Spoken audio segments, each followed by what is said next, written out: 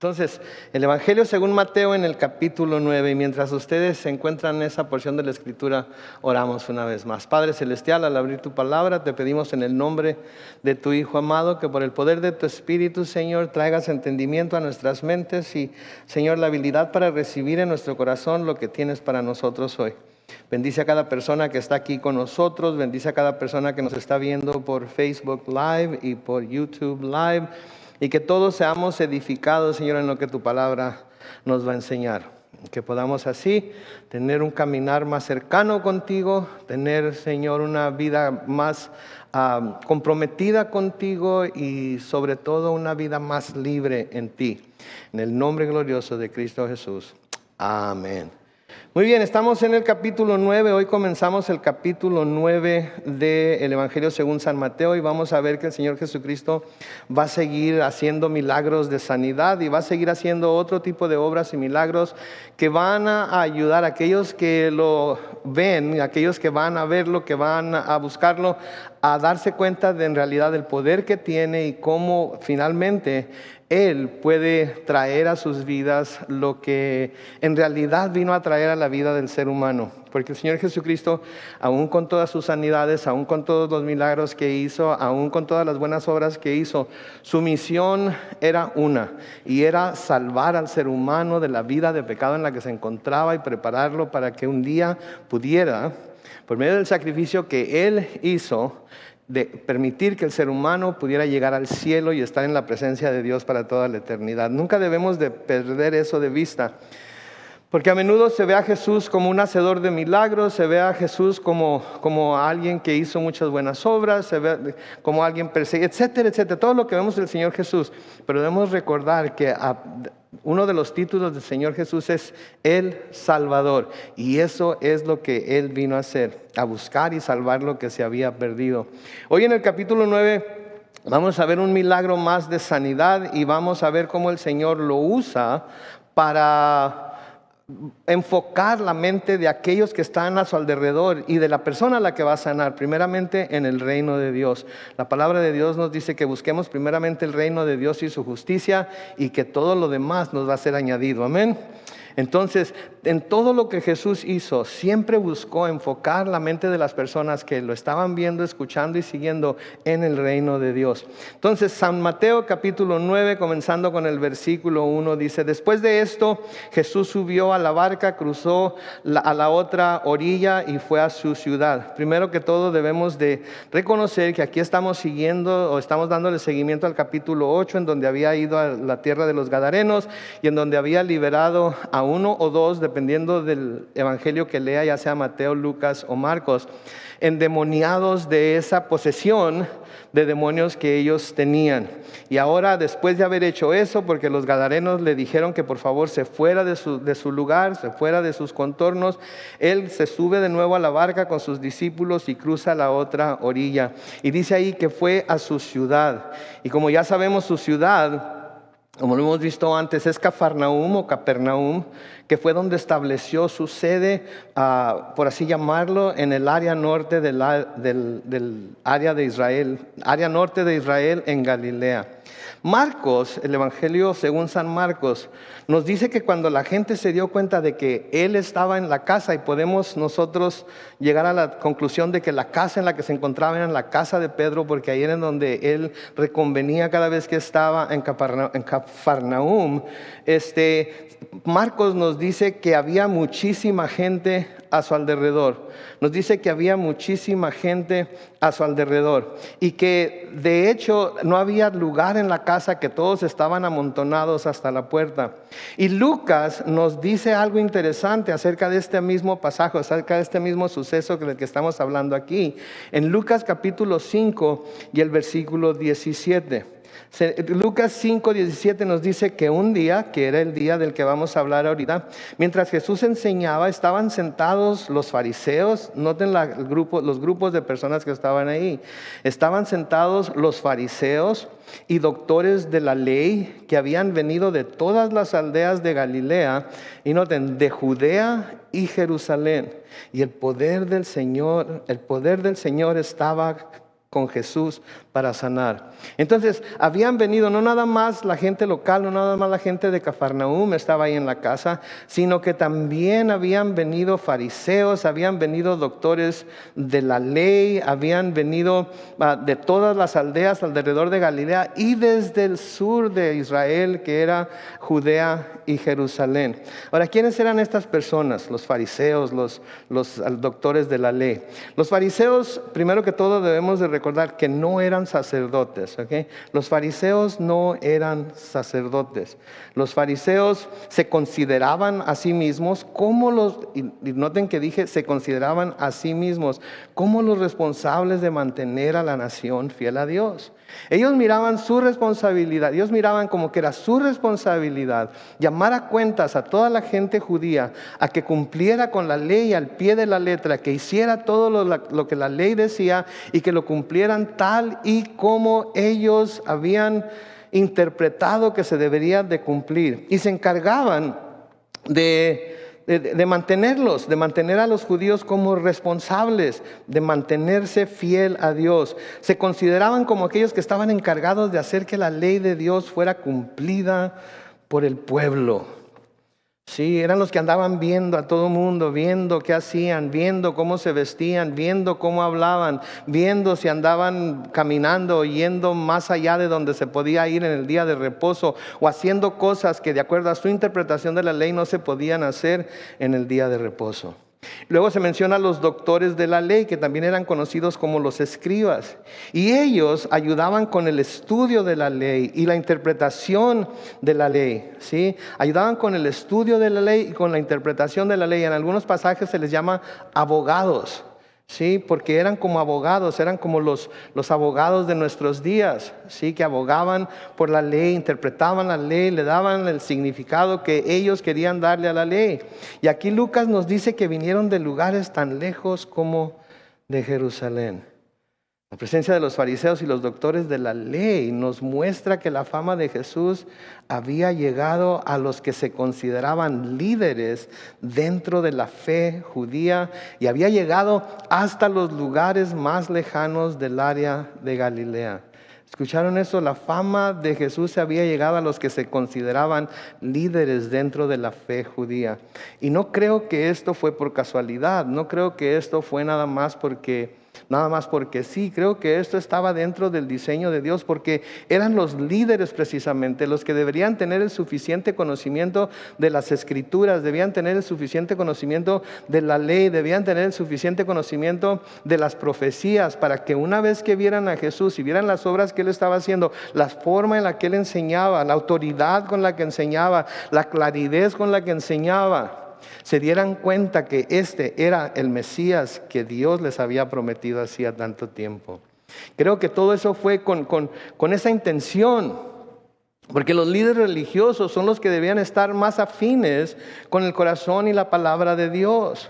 Sí, y dentro de la iglesia, nuestra iglesia de hoy, los que nos consideramos líderes, debemos ser en realidad los que estamos más afines con lo que la palabra de Dios dice y con la interpretación correcta de la palabra de Dios, dada a nosotros por el poder del Espíritu Santo.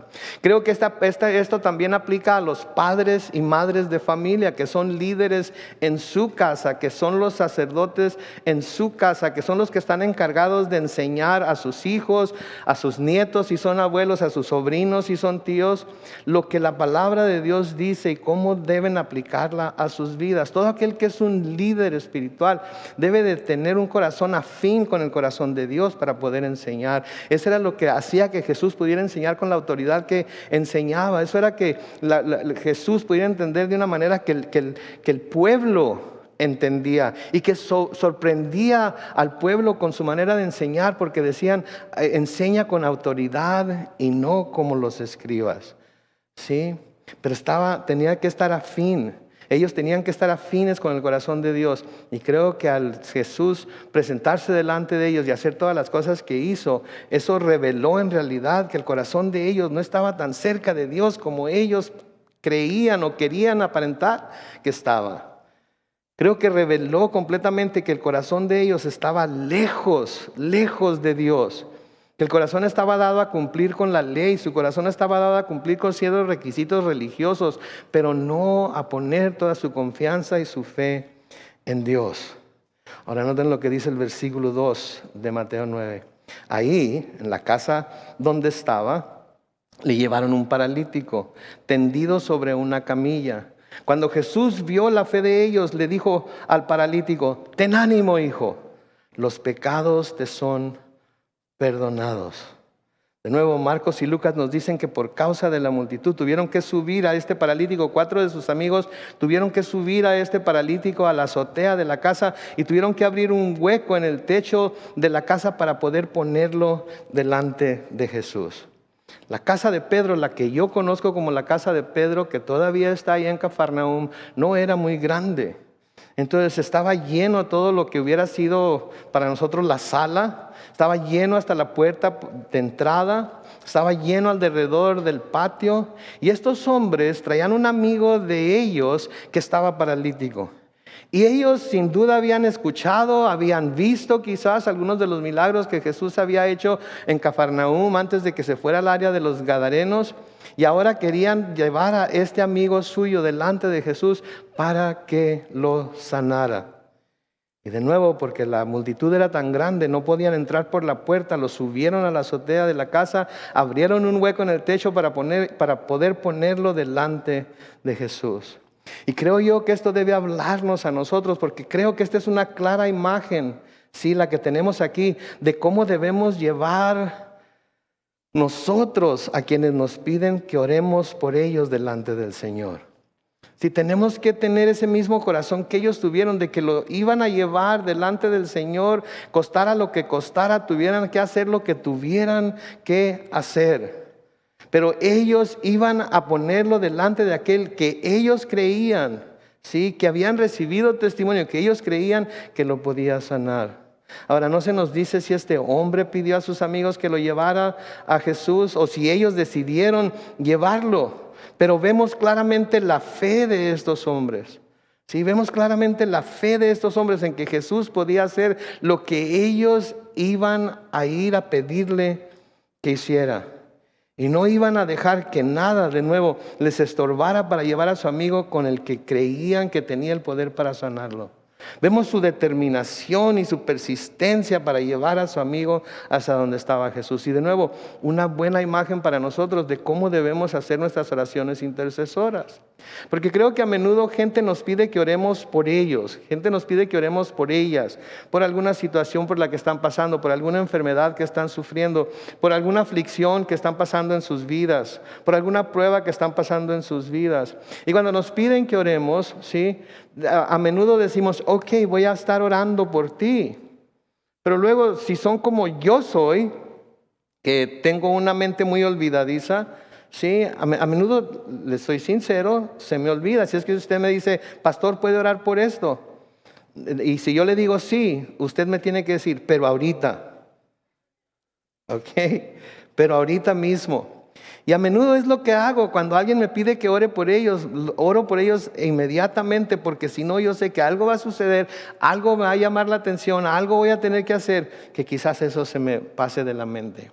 Me encanta el hecho, y lo he mencionado antes, que tengamos nuestro grupo de oración, porque cuando alguien pone una petición de oración en ese grupo y está en Facebook, cada vez que abrimos Facebook y vamos a ese grupo, podemos ver las peticiones de oración que se han puesto ahí y podemos ver cuáles peticiones ya se han contestado y cuáles no se han contestado. Y mientras no se nos diga que el Señor ya contestó a esa oración, mis hermanos y hermanas, mientras no se nos diga por la persona que pidió que se orara por esa situación, mientras no se nos diga que ya el Señor contestó a esa oración, tenemos que seguir orando, tenemos que seguir insistiendo, tenemos que seguir persistiendo, tenemos que seguir con una mente y un corazón determinado a que vamos a estar orando por esa persona hasta que el Señor responda de una manera o de otra.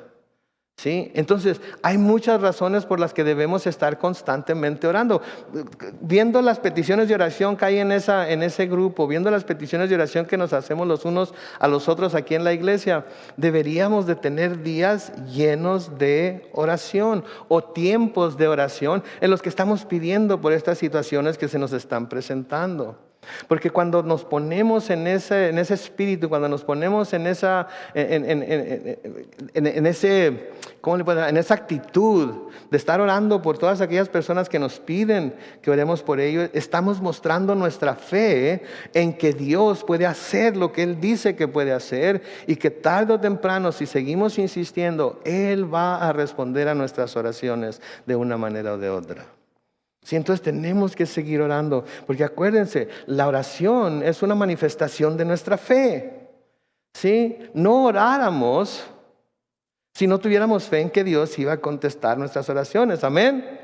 ¿O quién ora nada más porque alguien le pidió que orara? Nada más oran así porque alguien le pidió que orara por algo, u oran porque saben que Dios va a contestar, porque están haciendo una oración con fe al único Dios que puede intervenir en esa situación. Creo que esa es la razón por la que oramos. Si no es por esa razón, entonces mejor, ¿saben qué? No digamos nada. Porque cuando oramos, cuando manifestamos nuestra fe, entonces estamos haciendo lo que se nos dice. Por ejemplo, en Hebreos capítulo 11 y el versículo 1, hablando de la fe, en donde se nos dice muy claramente: ahora bien, tener fe es estar, ¿qué? Seguro de lo que se espera, es estar, ¿qué? Convencido de lo que no se ve. Entonces oramos con la seguridad de que vamos a recibir lo que esperamos. Amén. Si no vamos a orar así, con esa seguridad de que vamos a recibir lo que oramos, entonces ¿para qué? ¿Sí? Tenemos que orar convencidos de lo que todavía no vemos. No lo vimos inmediatamente. No se dio como nosotros pensábamos en ese momento. ¿Sí? Pero oramos convencidos de que lo que no podemos ver ahorita, un día lo vamos a ver. Un día lo vamos a ver. ¿Cómo lo vamos a ver? No sé. ¿Saben qué? Quizás no lo vayamos a ver hasta del otro lado de la eternidad, pero oramos convencidos de que un día lo vamos a ver. Amén. No le hace lo que pase. En Hebreos capítulo 11 y el versículo 6 se nos sigue diciendo: sin fe es que imposible agradar a Dios, porque es necesario que el que se acerca a Dios, ¿qué haga primero? Crea que Él existe y que sabe recompensar a quienes lo buscan. Sí, entonces, sin fe es imposible agradar a Dios. ¿Por qué? Porque si no tenemos fe en Él, si no ponemos nuestra fe en Él, quiere decir que no creemos lo que Él nos dice acerca de lo que Él nos dice en su palabra que puede hacer y que va a hacer para todos aquellos que vayan orando con esa fe de la cual estamos hablando. Sí, porque es necesario, sigue diciendo ahí, que el que se acerca a Dios crea primero que todo que Él existe. Que Él existe. Que Él es quien las Escrituras nos dicen que es. Que Él es bueno, que Él es perfecto, que Él es lleno de gracia, que Él es misericordioso, que Él es compasivo. ¿Sí?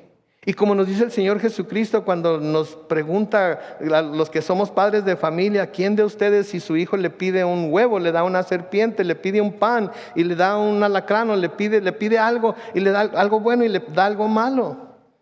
Ninguno de nosotros lo haríamos. Y el Señor Jesucristo nos dice: si ustedes, siendo malos, saben dar buenas cosas a sus hijos, ¿cuánto más su Padre que está en los cielos les dará cosas buenas a ustedes también? Amén. ¿Lo creemos? Si lo creemos, entonces vamos a orar con esa fe de la que se nos está hablando aquí. Y luego dice: y que sabe recompensar a quien lo busca, a quienes lo buscan. ¿Ustedes creen que Dios sabe recompensar a quienes lo buscan? Sí, sabe recompensar a quienes lo buscan. Me encanta en la versión en inglés, porque dice: a quienes lo buscan diligentemente. O sea, constantemente están siempre en la búsqueda de Dios, en el rostro de Dios, en encontrar y hacer la voluntad de Dios. Entonces estos hombres y el paralítico también, me quiero imaginar, ¿sí? Tenían esa clase de fe y nada los iba a detener, nada les iba a estorbar para llevar a su amigo delante de aquel que lo podía sanar.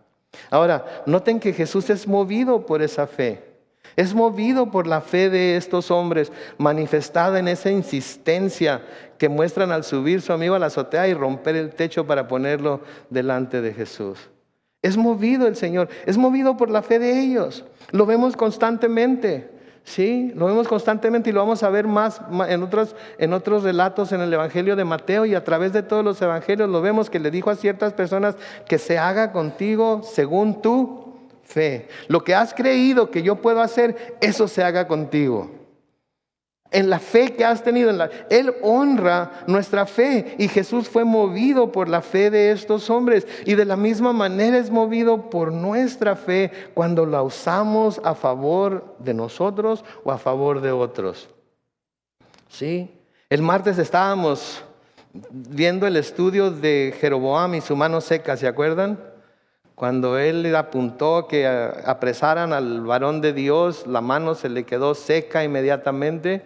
Y cuando se le quedó seca, ¿qué hizo Jeroboam? Le dijo al varón de Dios: por favor, pídele a tu Dios que me sane la mano.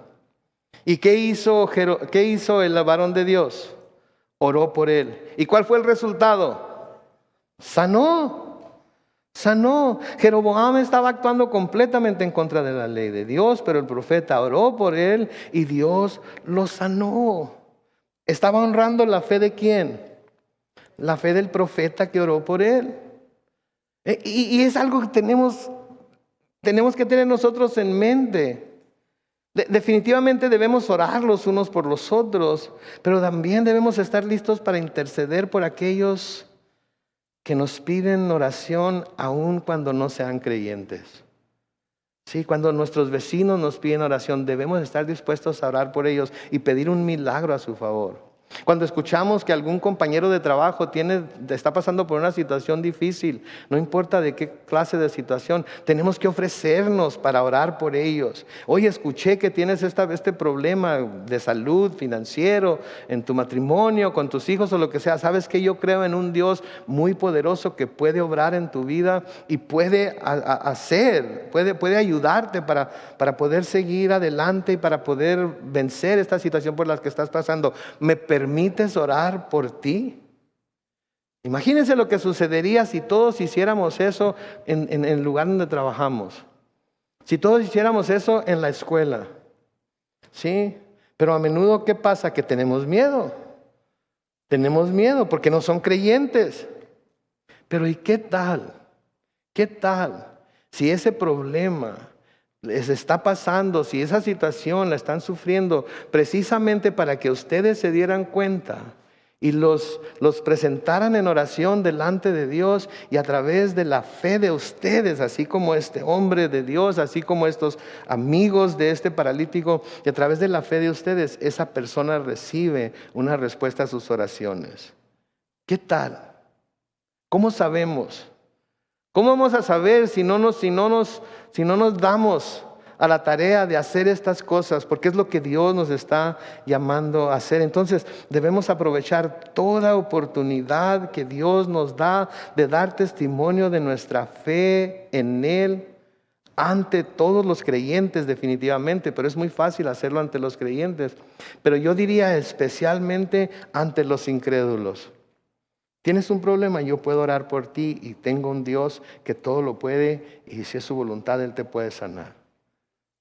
¿Sí? Tienes un problema en tu matrimonio, yo te puedo orar por ti y pedirle a Dios que Él obre en tu matrimonio, y yo sé que Él puede hacerlo porque Él ha obrado en mi vida y ha cambiado cosas en mi vida que me estaban haciendo daño y estaban haciendo daño a mi matrimonio, pero al orar a Él, Él cambió mi corazón y Él puede cambiar tu corazón también. ¿Me permites orar por ti? Y así sucesivamente, ¿sí? Sin necesidad de entrar en puntos teológicos y la Biblia dice y en el libro fulano de tal, en el capítulo sutano, en el versículo merengano. No, simplemente permíteme orar por ti, por favor. Me acuerdo cuando pasó lo de 9/11, el 11 de septiembre, que va a ser 20 años ya este mes. Me acuerdo que se hizo un llamado a que las cuadras de las casas, los que vivían ahí, saliéramos y a cierta hora y oráramos al Señor pidiendo sanidad para nuestro país. Sí, me acuerdo que salimos mis vecinos y los de la otra esquina y los de enfrente, y todos salimos y nos agarramos de las manos. Sí, y pregunté yo, ¿verdad? Pregunté. Porque no quería ser pastor que iba a llamar la atención a sí mismo y tomar control de las cosas, pregunté, ¿quién quiere orar?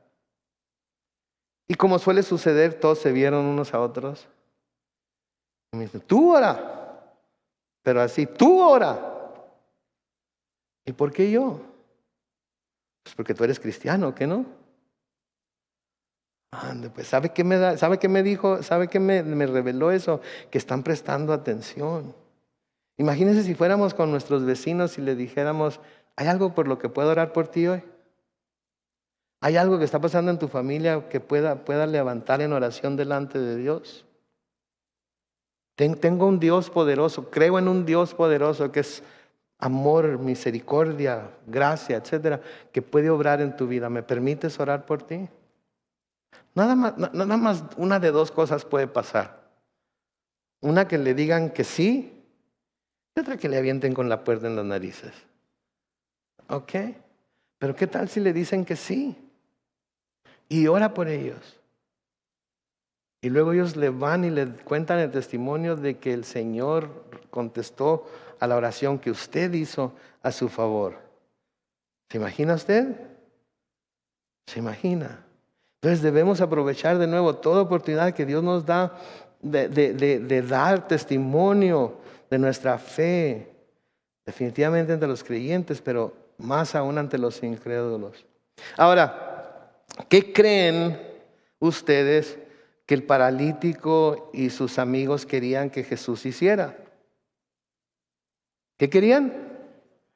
Que lo sanara.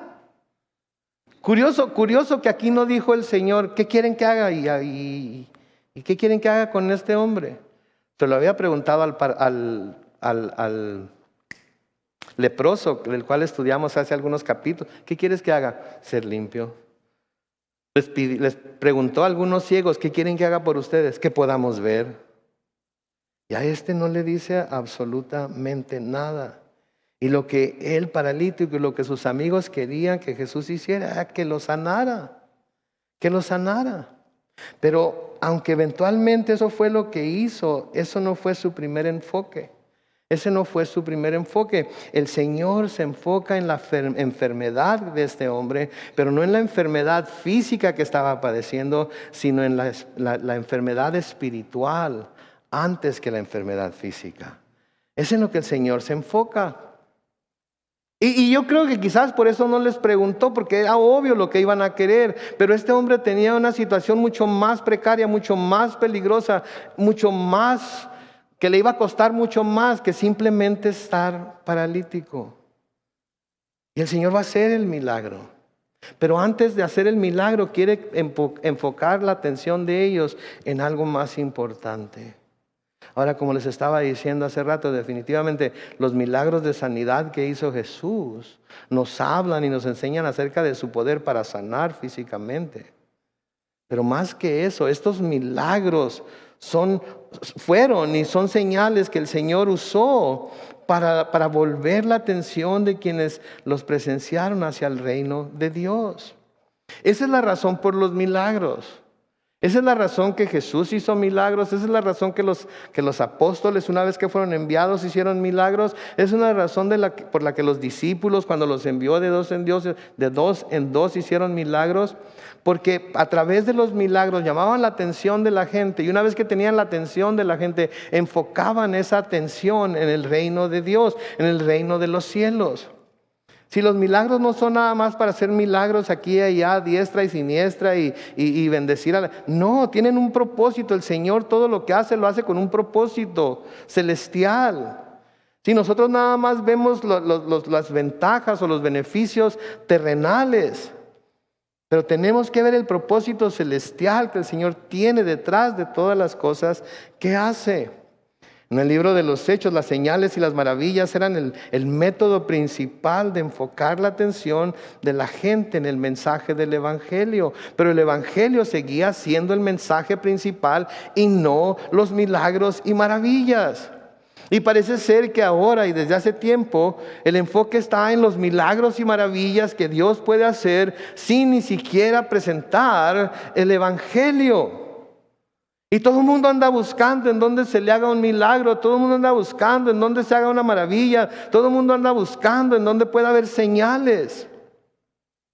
Pero el enfoque está mal puesto, porque todas esas cosas que no tienen nada de malo deben ser usadas para la presentación del verdadero mensaje, de la verdadera misión, de lo que verdaderamente importa, que es el Evangelio de Jesucristo.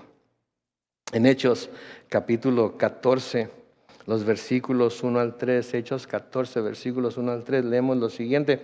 Cuando llegaron a Iconio, siguiendo su costumbre, entraron en la sinagoga de los judíos. Y era tal la convicción con que hablaban que una gran multitud de judíos y de griegos, ¿qué pasó?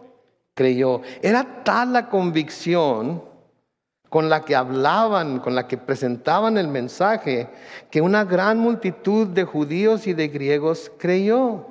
Versículo 2, pero los judíos que no quisieron creer dañaron el ánimo de los que no eran judíos, o sea, de los gentiles, y los azuraron, o sea, los alborotaron para que se levantaran contra los hermanos.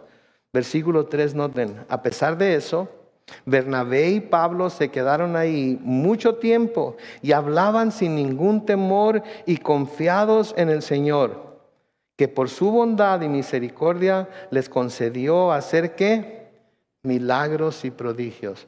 ¿Pero con qué propósito? Para que vieran lo poderoso que eran Pablo y Bernabé, para que vieran lo grande de su fe. No, para que las puertas se abrieran, para que siguieran predicando con esa misma convicción, para que muchos creyeran en el nombre de Jesús. Sí, esa es la razón. Esa es la razón. Y siempre que Jesús hizo un milagro, su enfoque era quitar el enfoque del milagro y ponerlo en el mensaje de salvación que traía. En el Evangelio según San Marcos, en el capítulo 16, los versículos 17 y 18 dice: y estas señales acompañarán a los que crean.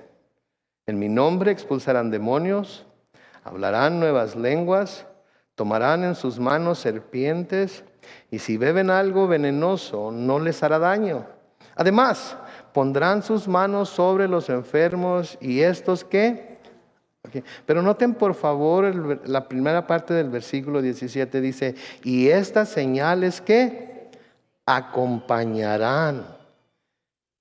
Estas señales acompañarán, irán con, les seguirán. ¿Sí?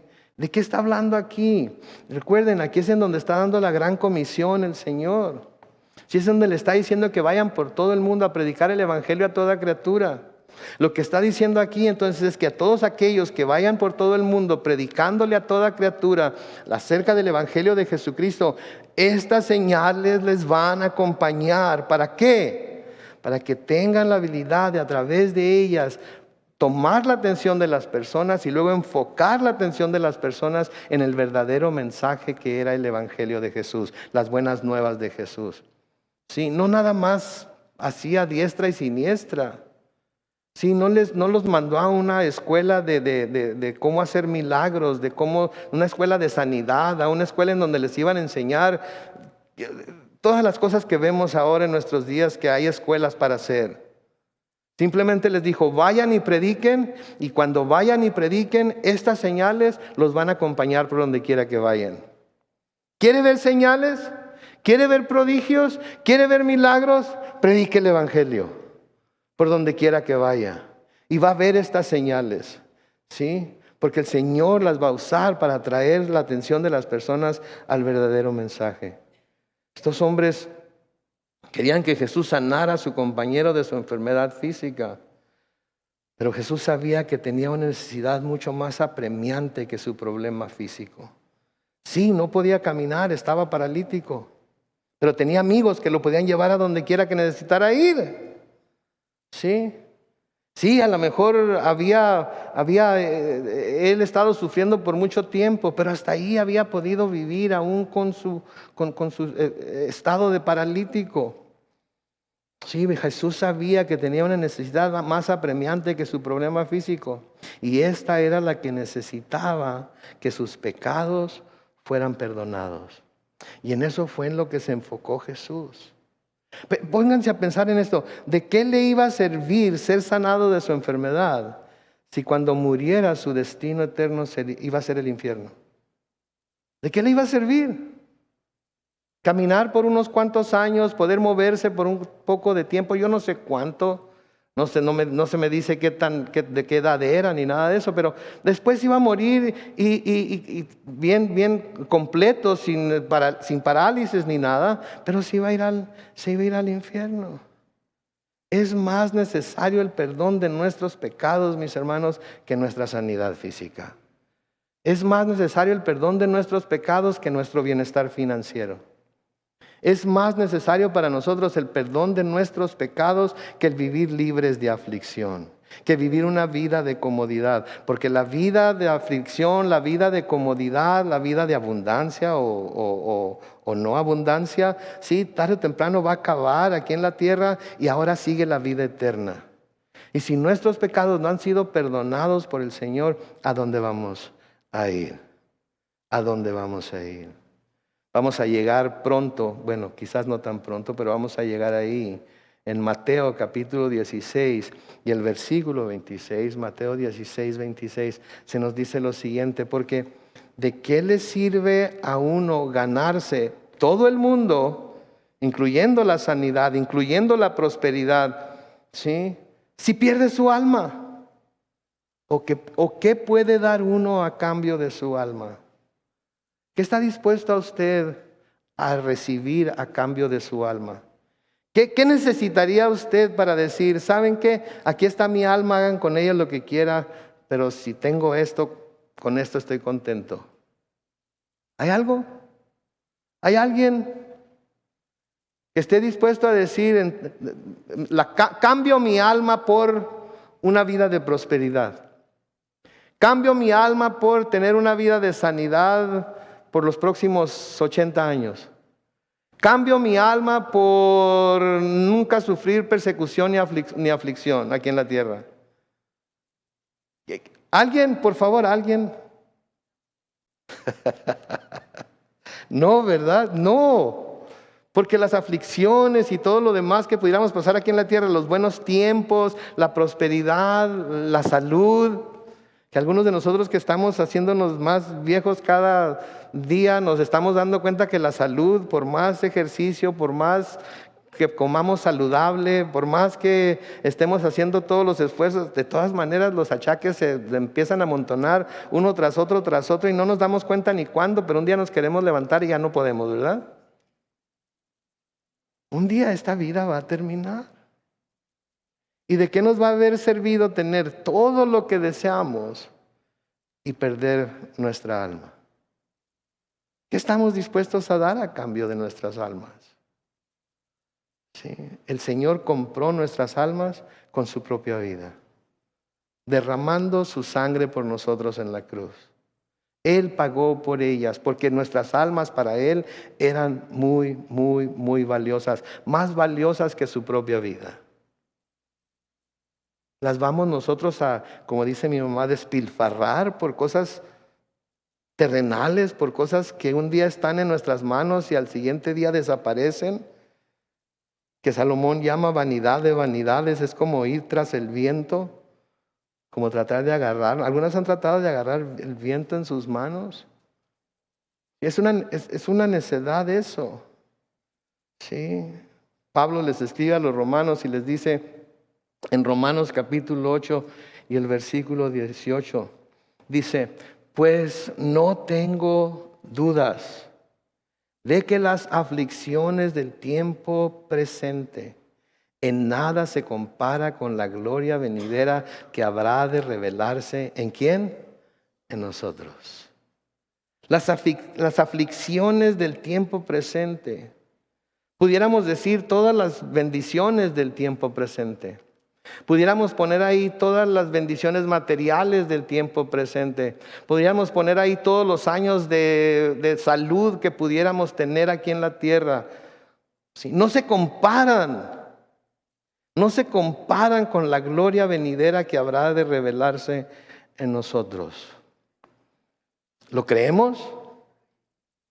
Porque si lo creemos, entonces todo lo terrenal va a pasar a un segundo término en nuestras vidas y en lo que vamos a enfocar nuestra mente va a ser en las cosas celestiales. Acuérdense, Pablo nos dice en el libro de Filipenses que somos ciudadanos ¿de dónde? Del cielo. Somos ciudadanos del cielo. Aquel es nuestro terruño. Y un día vamos a estar en ese terruño por lo que Jesús hizo por nosotros. Ahora noten lo que le dice el Señor a este hombre. Noten, le dice, ten ánimo, hijo, te voy a sanar. Vas a volver a caminar. Vas a quedar sano. Vas a poder brincar, saltar, patear. ¿Eso es lo que le dice? No. Ten ánimo, hijo, los pecados te son perdonados. A pesar de estar paralítico, ten ánimo. A pesar de que no te puedes mover sin ayuda, ten ánimo. A pesar de todo lo que has sufrido por tu situación, ten ánimo. ¿Por qué? Porque tus pecados han sido perdonados. ¿Se dan cuenta ustedes? Y ¿saben qué? Creo que hoy en la mañana me desperté pensando en lo que iba a enseñar y lo que iba a decir, porque había una cantidad de versículos que quería cubrir. Pero me desperté pensando en esto, que creo que esta es una palabra para algunos de nosotros que hemos puesto nuestra fe en Cristo, que estamos aquí hoy. Y noten que dije para algunos de nosotros que hemos puesto nuestra fe en Cristo. ¿Por qué? Porque estoy aquí para decirles en esta tarde que a pesar de las circunstancias por las que estén pasando en su vida ahorita, a pesar de la situación por la que están pasando, a pesar de la incertidumbre quizás que tengan en su mente y su corazón, a pesar de todo lo malo y lo bueno que pudieran estar pasando en su corazón, pudiéramos estar pasando nosotros. Yo creo que el Señor nos dice que tengamos ánimo porque nuestros pecados nos han sido perdonados.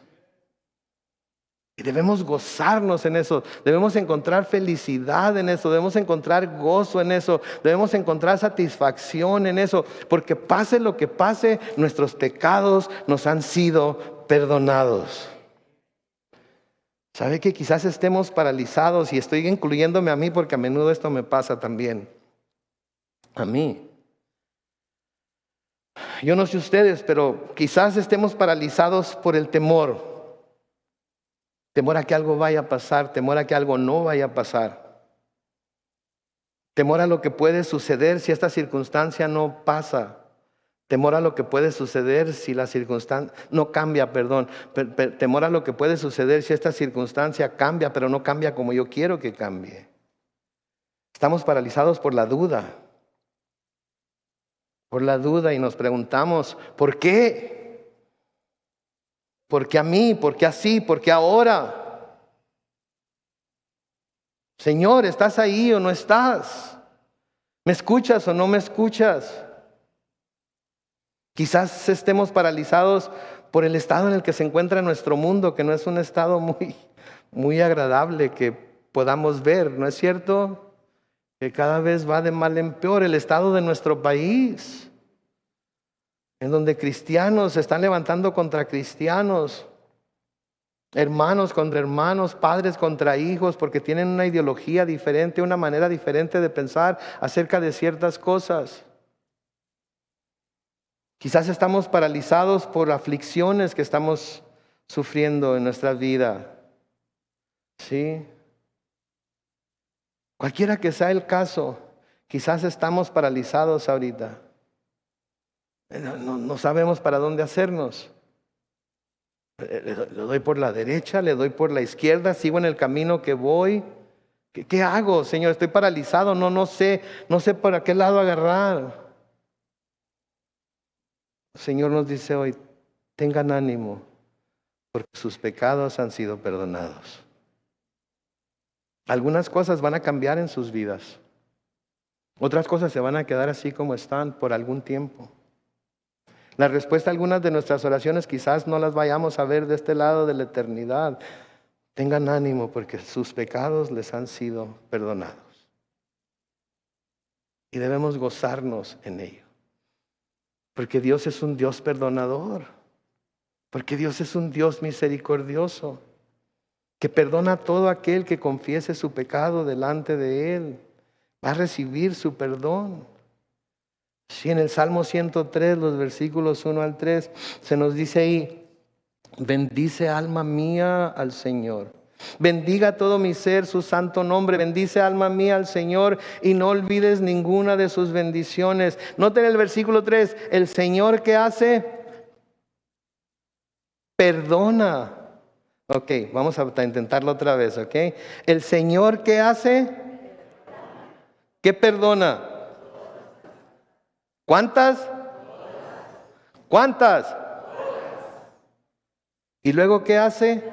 Sana todas tus dolencias. Perdona todas nuestras maldades y sana todas nuestras dolencias. Algunas dolencias no nos las va a sanar hasta que estemos del otro lado. Porque por más Tylenol que tomemos no se nos quitan ya. Pero las va a sanar. En el Salmo 130, los versículos 1 al 4, Salmo 130, versículos 1 al 4, dice: a ti clamo, Señor, desde el fondo ¿de qué? De mi angustia. Escucha, Señor, mi voz, que no se cierren tus oídos al clamor de mi súplica.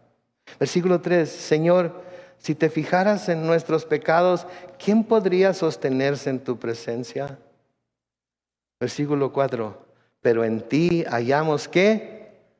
¿En qué hallamos en el Señor? Para que seas reverenciado. Ese es nuestro Dios. Sí.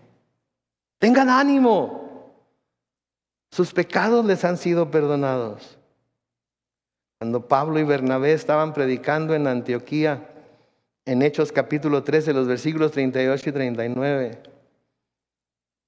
dice: hermanos, quiero que sepan que les estamos anunciando que por medio de, les estamos anunciando que por medio de, versículo 39 dice: la ley de Moisés no pudo justificarles como los fariseos creían que podía justificarlos.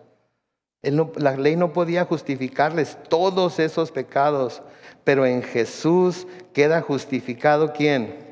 Todo aquel que cree en Él. Tengan ánimo, sus pecados les han sido perdonados. En Efesios capítulo 7, los versículos 7 al 9, dice Pablo: en Él, en Jesús, tenemos la redención por medio de su sangre. ¿Y qué más? El perdón de los pecados según las riquezas de su gracia, la cual desbordó sobre nosotros en toda sabiduría y entendimiento, y nos dio a conocer el misterio de su voluntad según su beneplácito, el cual se había propuesto en sí mismo. Y por último, aquí mientras pasan el grupo de alabanza al frente, en Colosenses capítulo 2, y el versículo 13, dice: antes ustedes estaban ¿qué? Muertos en sus pecados. Aún no se habían despojado de su naturaleza pecaminosa, pero ahora Dios les ha dado vida juntamente con Él y les ha perdonado ¿cuántos? Todos sus pecados. Yo no sé qué los tenga paralizados, si es que algo los tiene paralizados. Yo no sé a qué le están teniendo temor, si es que algo le están teniendo temor. Yo no sé qué es lo que les está robando el sueño, si es que algo les está robando el sueño. Alguien puede ser, ¿verdad? Yo no sé. Pero una cosa sí sé, que el Señor nos dice hoy: tengan ánimo porque sus pecados les han sido perdonados. Sus pecados les han sido perdonados. Y es por lo que Él hizo en la cruz que nuestros pecados pueden ser perdonados. Tomen asiento, por favor. La palabra de Dios nos dice que la noche que Jesús fue traicionado, se reunió con sus discípulos en el aposento alto para celebrar lo que conocemos como la última cena. Se nos dice que estando ahí, Él tomó el pan y lo partió, dio gracias por el pan y luego se los dio a cada uno de ellos y les dijo: tomen, este es mi cuerpo que por ustedes es partido hoy. Hagan esto en memoria de mí. Hoy, al tomar este pequeño galletita que tenemos ahí que simboliza el cuerpo de Cristo, estamos recordando lo que Él hizo por nosotros. Estamos recordando que su cuerpo fue molido en nuestro lugar. Estamos recordando que Él tomó ese cuerpo humano por su propia voluntad y vino a la tierra para entregarlo en sacrificio delante del Padre para que nosotros pudiéramos ser salvos, para que nosotros pudiéramos ser perdonados. La palabra de Dios nos dice que no tomemos la comunión de una manera indigna. Y nadie de nosotros en realidad es digno para tomar el cuerpo y la sangre de Cristo. Pero tenemos que tomarnos un tiempo y vernos introspectivamente y ver en dónde estamos. Y si hay algo que confesar, confesarlo delante de Dios para poder tomar el cuerpo de Cristo con toda libertad, sabiendo que hemos sido perdonados. Así es que por unos segundos les voy a dar la oportunidad de que ahí donde están, inclinen su rostro, vayan delante del Señor. Si hay algo por qué pedir perdón, pídanle perdón. Si confesamos nuestros pecados, Él es fiel y justo para perdonarnos nuestros pecados y limpiarnos de toda maldad. Si es que les doy unos segundos para que hagan esto.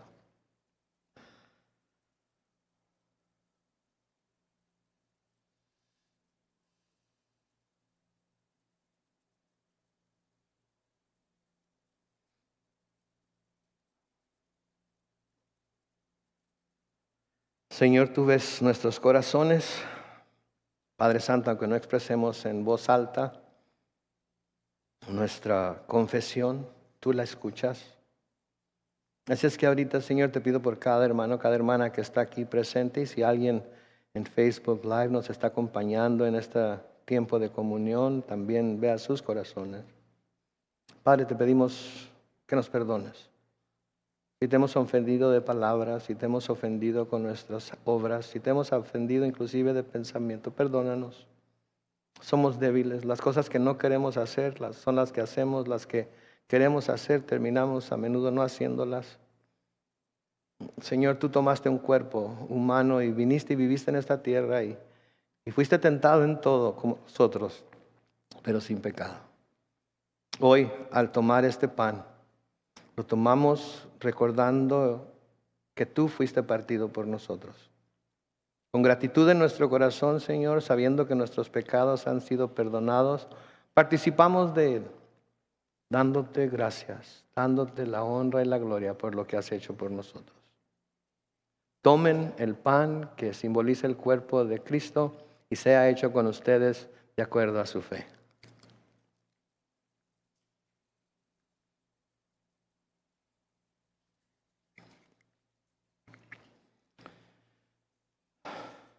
De igual manera se nos dice que tomó la copa y dio gracias por ella. Y la dio a todos sus discípulos. Y les dijo: tomen todos y cada uno de ustedes de esta copa.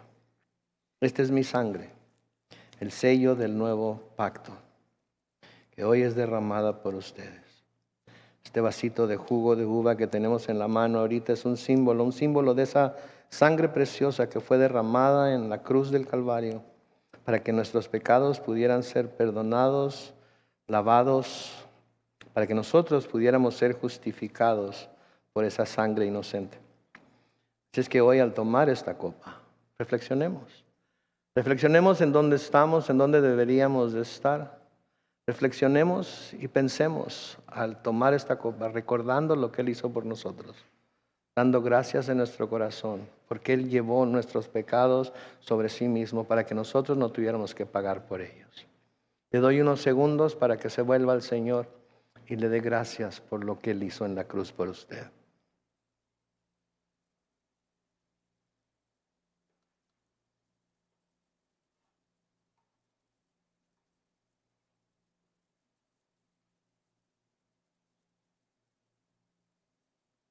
Una vez más, Señor, gracias.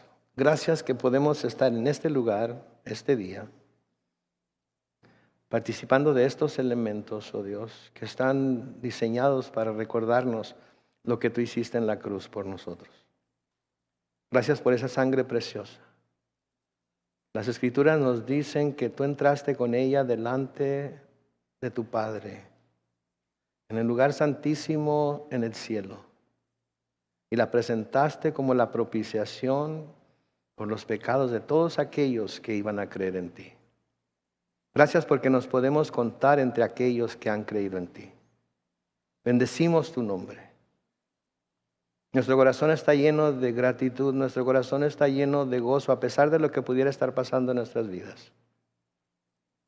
Hoy, por el poder de tu Espíritu, danos ese nuevo ánimo al saber que nuestros pecados han sido perdonados.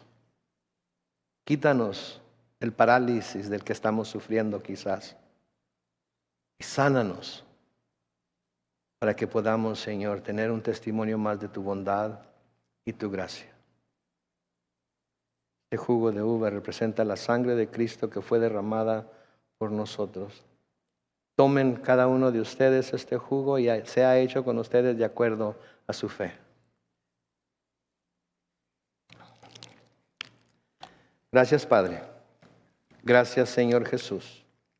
Gracias, Espíritu Santo, que tenemos la libertad para hacer esto.